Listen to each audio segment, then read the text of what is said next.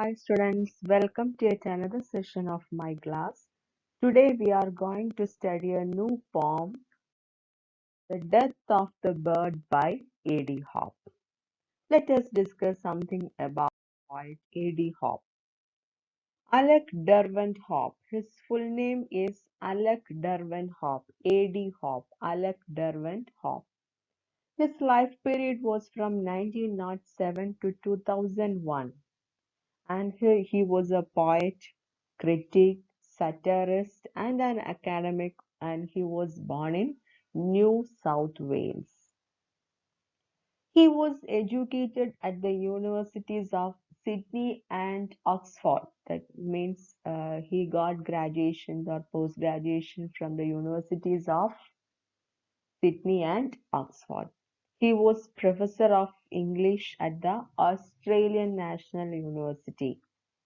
And he retired from this position in 1968 and devoted his time solely to poetry. Yes, he retired from this position as an English professor from the Australian National University in 1968, and after that, he devoted his full time for writing poems.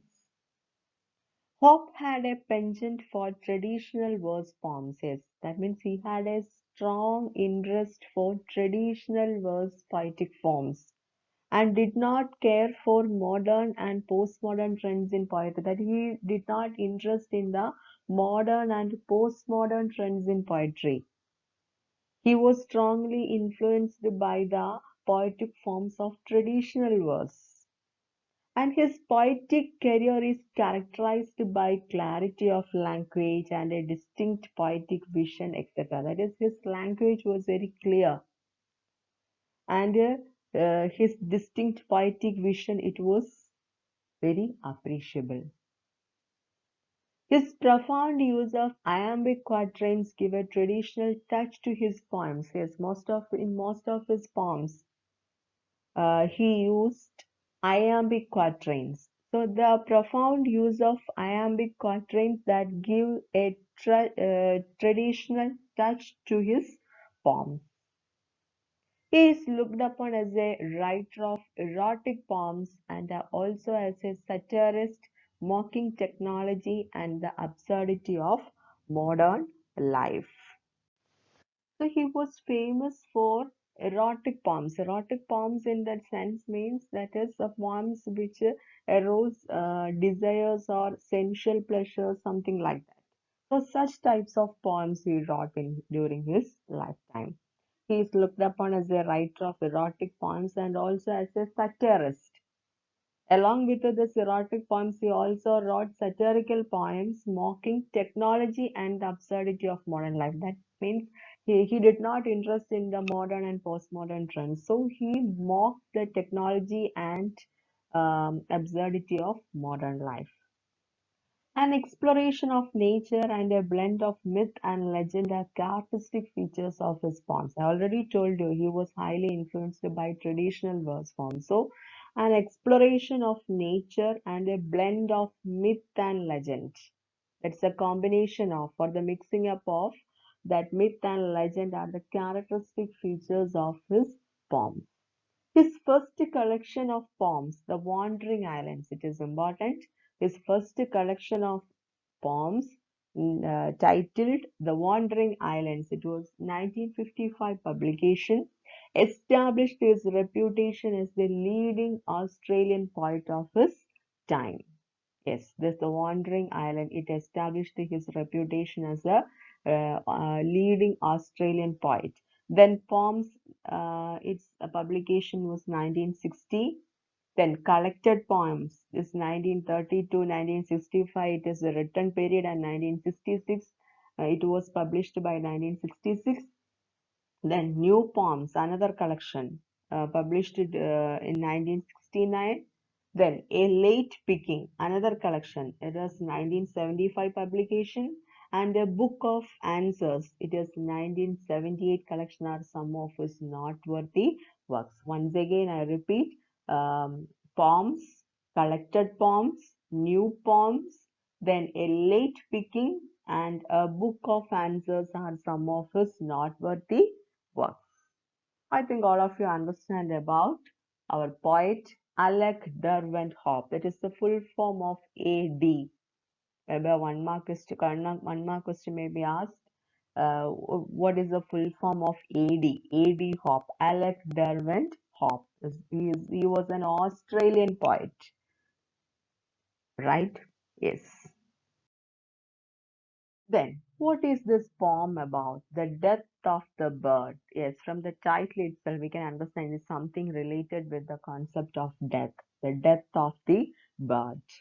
The death of the bird is considered one of the greatest lyrics of the 20th century. This particular poem is very famous and it is considered as one of the greatest lyrics of the 20th century, that is the modern period. Its theme is based on a natural phenomenon, and the theme of this particular poem, it is based on natural phenomenon, that is the annual migration of birds to warmer climes at the onset of winter. Yes, we can see that a group of birds, they are migrating from one place to another when the climate changed, that is from winter to warmer climates or from summer to winter climate, etc. That is sometimes this group of birds are migrated from one country to another country or from distant place to another place. This is a natural phenomenon that is happened in our surroundings, in our locality. And the theme of this particular poem is based on this natural phenomenon, that the annual migration of a group of birds. So the annual migration of birds to warmer climes at the onset of winter. Yes, here in our particular poem, a group of birds, they are migrated from a winter climate to a summer climate.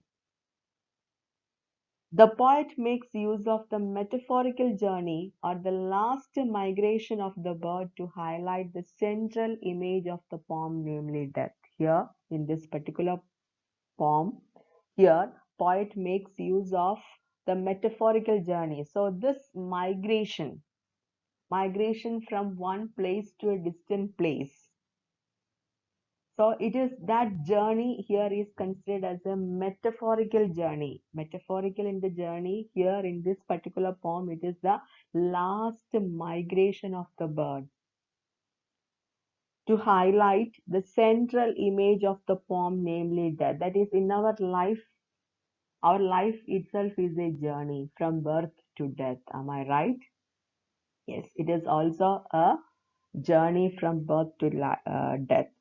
And at the end of our life, we all are migrated to another life. That is the inevitable reality or inevitable destiny, that is death.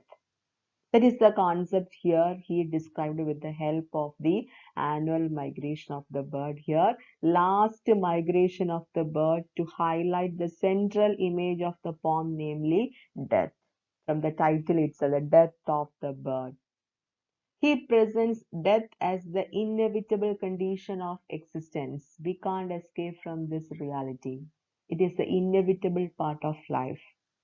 Unlike his contemporaries Robert Lowell and Sylvia Plath, that's our poet A.D. Hope, he was the contemporary of Robert Lowell and Sylvia Plath. What was the characteristic features of their writings? This Robert Lowell and Sylvia Plath, they were considered as confessional poets. What do you mean by confessional poetry? Confessional poetry means expression of one's own personal feelings, emotions openly. So here, unlike his contemporaries Robert Lowell and Sylvia Plath, Hope did not adopt the confessional mode to express his thoughts and emotions. Yes, like his contemporaries, he did not adopt the confessional mode to express his thoughts and emotions. In a quiet and unrestrained tone, he captures the experience of a delicate bird. Here, with the help of poetic devices, and the rhyme scheme of iambic quatrains. That is, normally he used iambic quatrains in his poems. So, in a quiet and restrained tone, he captures the experience of a tiny, delicate bird, impelled by instinct to make one last incredible journey to the other side of the world. Yes, this bird was enlightened by or instinct. This bird got one instinct. There is an inner vision in the mind of this bird, impelled by instinct to make one. At last, this bird is set out, yes, a journey to make one last incredible journey to the other side of the world. And that last journey is the death.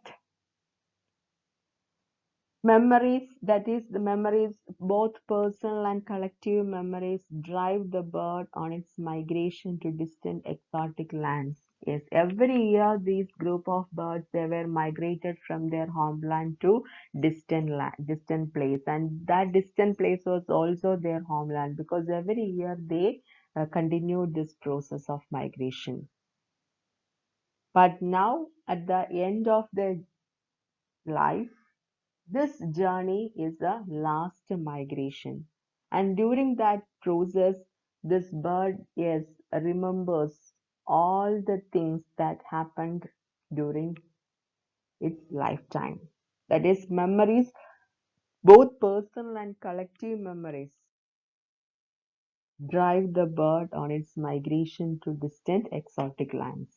And the helpless bird is alone in the vast unfriendly space, yes, in the universe or in the space.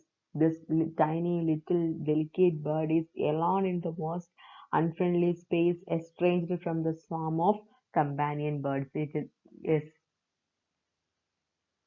and through this poem, the poet evokes the ethos of estrangement. With the help of this particular poem, the poet evokes the ethos of estrangement. Estrangement, the sense means alienation or part of a social group, and yearning, that is, craving or longing or desire among the immigrants. Immigrants, in the sense, means newcomer or live permanently in a foreign country. Immigrants means newcomer or live permanently in a foreign country. They are called immigrants.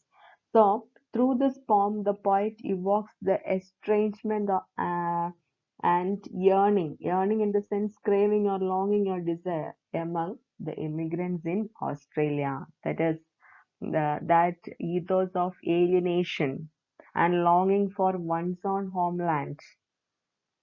These immigrants in Australia means they are migrated from their homeland to distant place, that is Australia, and their mind are always longing for their homeland. Can you understand? Yes.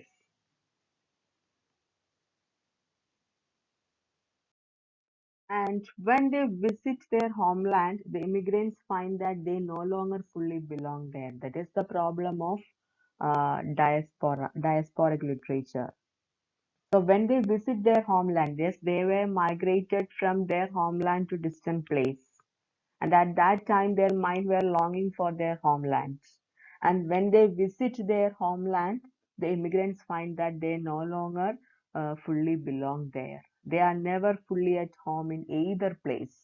That is, even in their homeland or in the distant place. All time their minds are longing for the other distant place.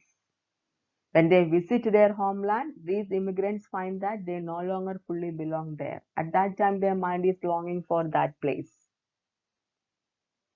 They are never fully at home in either place. The poem is very human and very much about our fate as much as it is about the bird.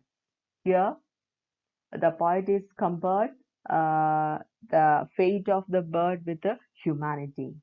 The poem is very much very human and very much about our fate as much as it is about the bird.